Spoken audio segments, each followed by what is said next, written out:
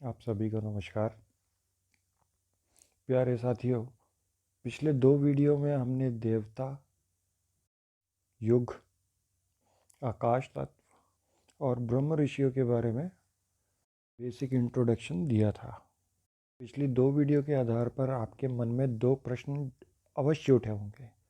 पहला है कल्कि अवतार और दूसरा है 33 करोड़ देवी देवताओं के बारे में। सबसे पहले हम बात करेंगे भगवान विष्णु जी के अंतिम अवतार कल्कि अवतार के बारे में। तो कल्कि अवतार हो चुका है, भगवान कल्कि अपना कार्य कर रहे हैं। ग्रंथों में कल्कि अवतार जी की 2 पहचान बताई गई हैं कि वो उनके पास सफ़ेद घोड़ा होगा और हाथ में होगी तलवार। इसमें जो घोड़ा है वो प्रतीक है राजसी ठाठ बाट के, और तलवार जो प्रतीक है उसका अर्थ है शक्ति। यानी एक व्यक्ति जो राजसी परिवार में है और उसके पास सारी शक्तियां हैं। तो भगवान कल्कि जो है मेरी गणना अनुसार 2024 तक पूरे असुरों का नाश कर देंगे। ये कुछ ऐसा होगा कि वो ऐसा एक मार्ग स्थापित कर देंगे कि जिसके बाद से इन असुरों का या बुरे व्यक्तियों का बचना मुश्किल है। ये 2024 तक बहुत पीक पर रहेगा। अर्थात पीक पर रहने का मतलब है कि बहुत से लोगों को अपना शरीर छोड़ना पड़ेगा। ये शरीर छोड़ के इस धरती से पलायन करना पड़ेगा। और 2024 के बाद से ये कितना आगे खिंचता है ये समय पर निर्भर होगा, पर 2024 तक वो अपना ऐसा खेल खेल देंगे कि इसके बाद इन लोगों का बचना बहुत मुश्किल होगा। तो दोस्तों, सत्युग की एक पहचान और जो हमारे ग्रंथों में दी गई है वो है राम मंदिर। तब जैसे जैसे राम मंदिर बनता जाएगा पूरी धरती पर सनातन वैदिक धर्म स्थापित होता जाएगा। प्रत्येक मजहब, मत, पंथ सबको समझ में आ जाएगा कि सब कुछ एक है, अलग नहीं है। हम सब एक हैं। हमारा जो बेस है, हमारा जो हम सब के जो ग्रंथों में जो बेसिक नॉलेज है वो वही है जो सब में है। यानी कि सब एक है। नाम अलग होने से हम लोग अलग नहीं हो जाते हैं। हमारा रूट ऑफ कॉज एक ही है, वो है सनातन वैदिक धर्म। तो दोस्तों, अब सनातन वैदिक धर्म क्या है? सनातन वैदिक धर्म मूर्ति पूजा नहीं है, हवन यज्ञ का नाम नहीं है। सनातन वैदिक धर्म का मतलब होता है रिचुअल्स बेस्ड ऑन साइंस, विज्ञान पर आधारित हमारे कर्म कांड। तो अभी हिंदुइज्म में भी जितने भी कर्म कांड हैं जो विज्ञान पर आधारित हैं वो बचेंगे, बाकी सब समाप्त हो जाएंगे। जितने भी गुरु घंटालों ने अपनी दुकानें चला रखी हैं, हजारों लाखों लोगों को अपने पीछे लगा रखा है, उन सब की भी समाप्ति होनी है। दोस्तों, ये नियति का खेल है। इसमें आपको घबराना या डरने वाली कोई बात होनी नहीं चाहिए। क्यों? क्योंकि आप इससे पहले किस धरती पर थे, आज इस धरती पर हैं। तो जब यहाँ से मुक्ति मिलेगी, जैसे ही आपका रोल पूरा होगा, उसके बाद आप किसी दूसरी धरती पर चले जाओगे। और ये चीज़ आज पहली बार नहीं हो रही है। पीछे करोड़ों वर्षों से हम जन्म लेते चले आ रहे हैं और ऐसा हर बार होता चला जा रहा है। कभी हम इस धरती पर, कभी हम दूसरी धरती पर, कभी किसी धरती पर। अब इस वीडियो में देखिए, इन किरदारों को मालूम है कि इनका रोल जितना था वो सब समाप्त हो गया है, लेकिन मोह के चलते अब इनको दुख हो रहा है। दुख हो रहा है बिछड़ने का, दुख हो रहा है दूर होने का। वो सारी खुशियाँ जो साथ में रह के मिलती थी, अब वो शायद भविष्य में दोबारा कभी नहीं होंगी। ठीक यही हाल हम सामान्य मानवों का भी होता है। जब बात आती है अपने वस्त्र त्यागने की, अर्थात शरीर त्यागने की, एक शरीर से दूसरे शरीर में जाने की, प्रत्येक आत्मा का यही हाल है। मात्र वो आत्मा इस स्थिति में नहीं पहुंचती है जिसको परम का ज्ञान हो जाए, जिसको ब्रह्म का ज्ञान हो जाए। अब ये ब्रह्म का ज्ञान होता कैसे है? ब्रह्म का ज्ञान जब आप इस शरीर को किराए का घर समझें। इसे अपना समझना ही नहीं है और ये है भी नहीं आपका। अब आगे वाला जो वीडियो होगा उसमें मैं आपको बताऊंगा कि शून्य अवस्था में कैसे पहुंचा जाता है, क्योंकि शून्य में पहुंची आत्मा ही इन सब घटनाओं को सामान्य रूप से देखती है। और सतयुग में जितने भी हमारे जो वार त्योहार हैं ये सब भी समाप्त हो जाएंगे। सबके ही, सबके मत पंथ धर्म, सबके, दिवाली हो, ईद हो या गुरु पर्व हो या सब के सब समाप्त हो जाएंगे। इसके पीछे कारण क्या है? कारण बड़ा सीधा सा है। अगर ये निशानियां समाप्त नहीं होंगी तो जब ये लोग दोबारा से आएंगे तो इनको हम राम या श्री कृष्ण या कोई और अन्य गुरु कैसे कह सकते हैं? तो जब त्रेता युग होगा, प्रभु श्री राम आएंगे, द्वापर में श्री कृष्ण आएंगे, कलयुग में अगेन कल की अवतार आएंगे।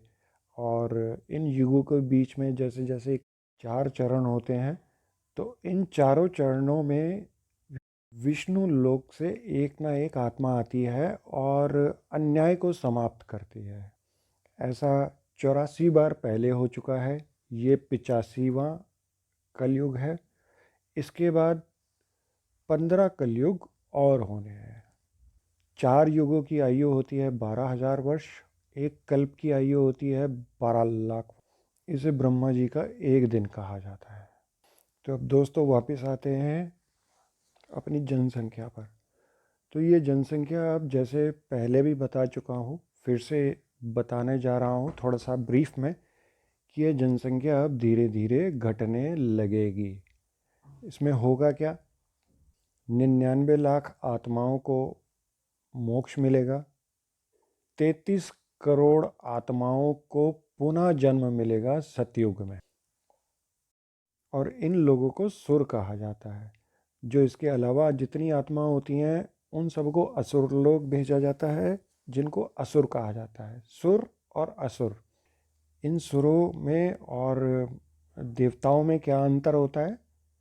देवताओं से इनकी श्रेणी नीचे होती है और मानवों से इनका आध्यात्मिक स्तर ऊपर होता है, लेकिन इनकी जो वैल्यू है वो मानवों से कम आंकी जाती है। यानी कि मानव से ये निचले दर्जे के हैं, पर आध्यात्मिक स्तर इनका मानव से उच्च का होता है। तो इस धरती के जो असुर लोग हैं वो क्या होगा? ओजोन लेयर, जो हमारी पृथ्वी के ऊपर ओजोन लेयर है, इनको ऊपर, इनका जो है संसार ऊपर बसाया जाएगा। और नीचे क्या होगा? और धरती पर जो है सुरों को दोबारा से स्थापित किया जाएगा। पूरी धरती पर सुंदर सुंदर फूल, बड़े बड़े फूल।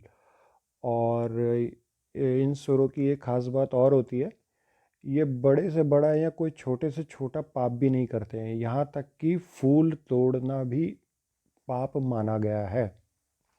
और विज्ञान में ये बहुत ऊंचे स्तर के होते हैं। जब सुर इस धरती पर रहते हैं तो जितने भी नश्वर संसार होते हैं, यानी कि जहाँ पर मृत्यु और जन्म होता है, ऐसी पृथ्वियों पर इस धरती की बहुत प्रशंसा होती है और वहाँ के लोगों में बहुत उत्सुकता होती है कि हम एक बार वहाँ जाके देख लें कि इतनी सुंदर धरती है वो।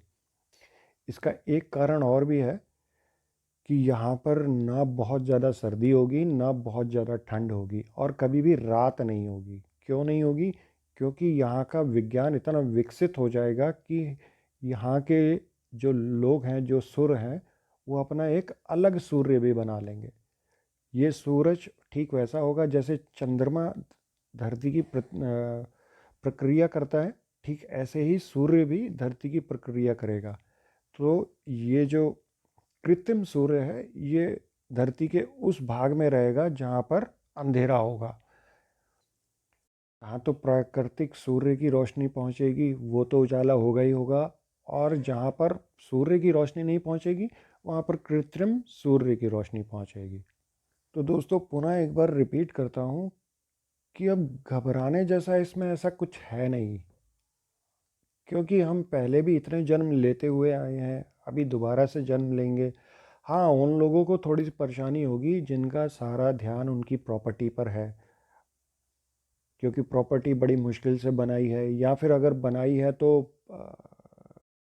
धोखा दे के किसी को बनाई है, जिसको मोह बोलते हैं। ऐसे लोगों को थोड़ी दिक्कत होगी कि इतनी प्रॉपर्टी बनाई है, क्या होगा, भूकंप आएगा या युद्ध हो जाएगा, परमाणु युद्ध हो जाएगा, ये तो सब बर्बाद हो जाएगा। नहीं साहब, बर्बाद कुछ नहीं होगा, ये इधर का इधर ही पड़ा रह जाएगा और हमको दूसरी धरती पर जाएंगे। जहाँ हम दूसरी धरती पर जाएंगे वहाँ हमारे पिता या दादा वादा ने पहले ही कोई प्रॉपर्टी लेकर रखी होगी, तो आप चिंता नहीं कीजिए, बस सारा ध्यान आप अपना ध्यान करने में लगाइए, प्रभु का नाम लीजिए, ओम का उच्चारण कीजिए, या राम।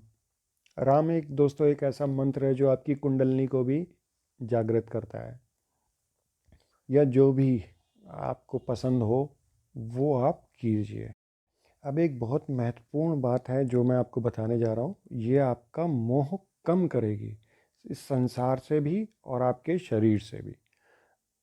तो आज तक आपने जाना होगा कि हम आत्मा है, ये शरीर नहीं।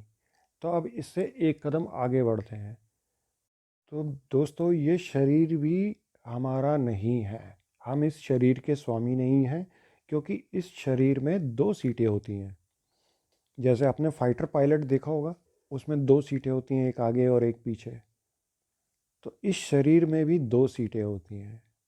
तो कभी हम आगे वाली सीट पर होते हैं, कभी हम पीछे वाली सीट पर। तो जब हम पीछे वाली सीट पर होते हैं तो आगे वाली सीट पर यही सुर और असुर ये आके हमारे शरीर पर कब्जा करते हैं, और अच्छे या बुरे कार्य ये लोग इस शरीर से करते हैं। तो इन सुरों और असुरों के बारे में एक चीज़ और बता दूं, कलयुग अंत के बाद जो 33 करोड़ सुर होते हैं और बाकी के जितने भी हैं असुर होते हैं, ये पूरे आगे 4 युगों तक यही बने रहते हैं इस धरती पर। यानी कि इनकी मुक्ति नहीं होती है। सुर भी इसी धरती पर रहते हैं और असुर भी इसी धरती पर रहते हैं। तो असुर इस धरती पर कैसे आते हैं? ओजोन लेयर से। तो जब जब कोई व्यक्ति कोई बुरा विचार प्रकट करता है तो असुर को मौका मिल जाता है ओजोन लेयर से नीचे आने का। ये प्रकृति का नियम है, क्योंकि जो भी बुरा कार्य है वो असुर के हाथों से ही होना है। पर मनुष्य को लगता है कि नहीं। तो अब प्रश्न ये उठता है कि हम कैसे पहचानें कि हम अगली आगे वाली सीट पर हैं या बैक सीट पर हैं। तो इसका सीधा सा फंडा है, अगर आप कुछ सोच रहे हैं तो समझिए आप बैक सीट पर आ गए हैं। अगर आप ध्यान पे ध्यान लगा रहे हैं तो आप बैक सीट पर आ गए हैं। और आप बिल्कुल होशो हवास में हैं और पूरे आपका ध्यान कहीं भी भटक नहीं रहा है, तो आप समझिए कि आप फ्रंट सीट पर हैं। और बहुत बार ये भी होता है कि आप सारा दिन रहे और शाम को आते आते आपका मूड भयंकर ख़राब हो जाता है। तो ऐसा क्या? ऐसा इसलिए होता है कि जब आप सारा दिन भर खुश रहते हैं तो शाम का समय होता है इन नकारात्मक शक्तियों के आने का। तो जब वो देखते हैं कि ये इसका शरीर बहुत ऊर्जावान है तो इस पे अटैक करो, क्योंकि अगर इसको और शक्तिशाली बनने दिया तो ये बुराइयों को ख़त्म करने लग जाएगा। तो यही कारण है कि आपका अचानक से मूड खराब होने लगता है। और बहुत बार ये होता है कि ये असुर क्या करते हैं, 4-5 असुर पास में बैठ जाते हैं और अपना शोर मचाने लगते हैं। उनका ये शोर हमारे ये वाले कान तो नहीं सुन सकते, लेकिन हाँ उनकी लगातार आवाज़ें आने लगती हैं और अचानक से मन बड़ा बेचैन हो जाता है कि बैठे बैठे अभी तो सब कुछ ठीक था, एकदम से बेचैनी होने लगती है। तो इसका पता लगाने के लिए आपको क्या करना होगा, आपको अपने कानों की तरफ ध्यान देना होगा। तो जैसे ही आप अपने कानों की तरफ ध्यान देंगे आप पाएंगे कि कुछ आवाज़ें आ रही थी जो एकदम से चुप हो गई हैं।